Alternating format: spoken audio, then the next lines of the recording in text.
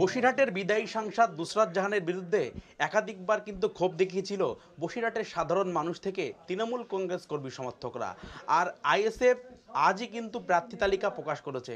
সেখানে বসিরহাটের একেবারে শিক্ষাবিদ শহীদুল ইসলাম মোল্লা, বসিরহাট আমিনিয়া মাদ্রাসার প্রধান শিক্ষক শহীদুল ইসলাম মোল্লা কিন্তু আইএসএফের প্রতীকে লড়াই করবেন। আমরা কথা বলে নেব তার সাথে। দাদা, আপনি প্রার্থী হচ্ছেন, আইএসএফ দলের প্রতীকে লড়াই করবেন, বিদায়ী সাংসদ নুসরাত জাহানের বিরুদ্ধে ক্ষোভ রয়েছে, কতটা এই ক্ষোভ পূরণ করতে পারবেন? যদি আপনাকে মানুষ সাংসদ ভোটে জেতায় তাহলে কতটা ক্ষোভ পূরণ করতে পারবেন? দেখুন, আমি ক্লাস 6 থেকে বসিরহাট মাদ্রাসার ছাত্র। ক্লাস 6 থেকে আজ পর্যন্ত বসিরহাটেই আছি। এর আগে 14 বছর আমি ভেবিয়াতে চাকরি করে এসেছি।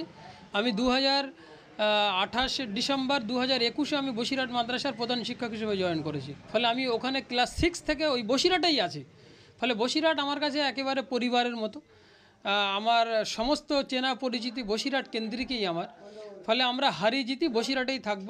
আর আপনি যে সংসদের নাম করলেন, আমি রমজান মাস চলছে, আমি তার নাম নিয়ে রমজান মাসের বেউজ্জতি করব না, তার নাম আমি নিতে চাই না। বসিরহাটের মানুষ তাকে 5 বছর কোনো দিন দেখেইনি।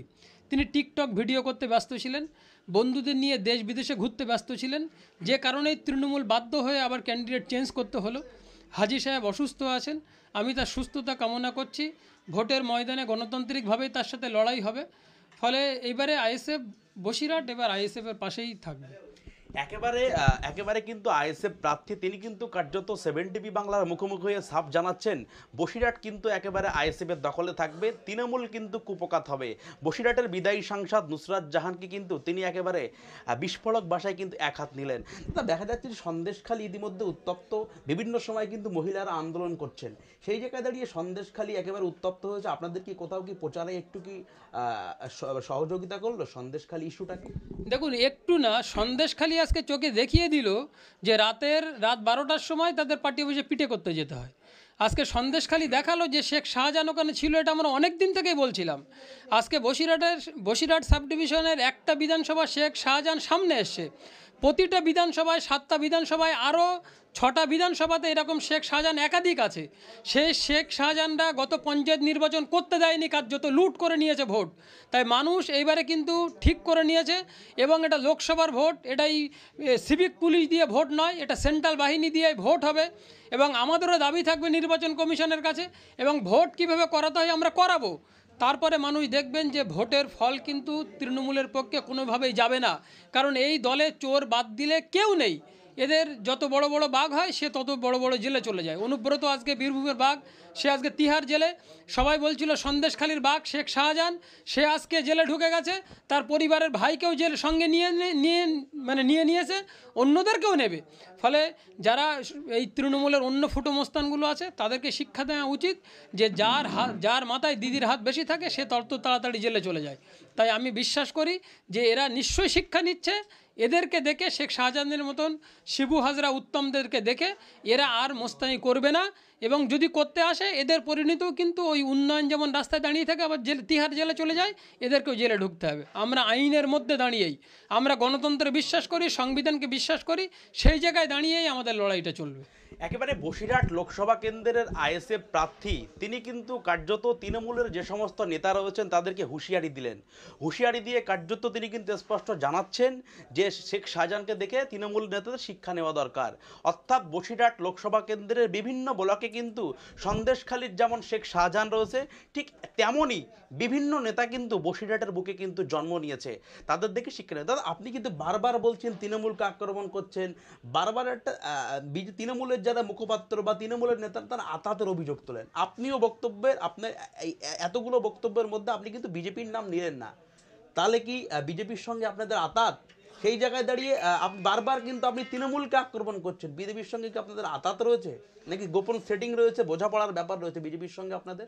দেখুন, বিজেপি, আমাদের লড়াইটাই আমাদের সর্বোচ্চ নেতৃত্ব থেকে শুরু করে আমরা বারবারই বলি যে আমাদের সাম্প্রদায়িক যারা বিনষ্ট করে বিজেপি, এবং আমাদের রাজ্যের যারা তৃণমূল চোর তৃণমূল, এদেরকে আমাদের বিরুদ্ধেই আমাদের লড়াই।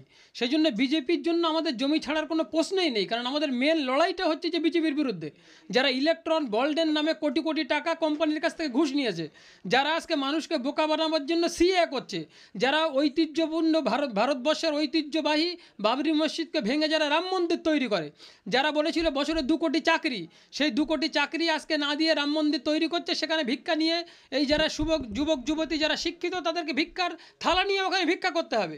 তাই তাদের বিরুদ্ধে আমাদের নরম হওয়ার কোনো জায়গা নেই। আপনি যে কথা আগে বলছিলেন রাজ্যের পরিপ্রেক্ষিতে আমরা তৃণমূলটাকে বারবার বলছিলাম, কারণ তারা 15 বছর এখানে ক্ষমতায় ছিল, এমপি ইলেকশনে তারা দাঁড়িয়েছিল এবং 15 বছর জিতেছিল 3টে টার্ম।